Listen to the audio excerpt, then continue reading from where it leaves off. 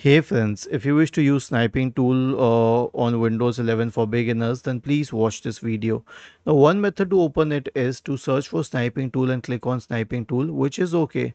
But the better method is to simply press Windows plus Shift plus S, and then it opens a mini toolbar and you can take a screenshot. So this is the easiest method, and the screenshots are saved to the pictures gallery. But if you want more options, you can search for sniping tool and open the complete tool. Now this one gives you access to start a new clip like you did earlier, or you can open it. Okay, this clip can be edited, or you can open it, search for it and open it, and you can also record your screen.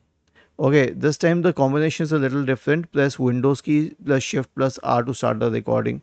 Okay, so this is how you can do it, and then you have a few more options whether you want it as a rectangle, a window, a full screen or freeform.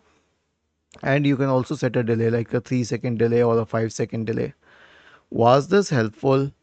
If yes, then please subscribe to the channel.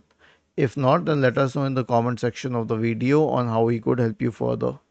Thank you for watching this video and have a nice day.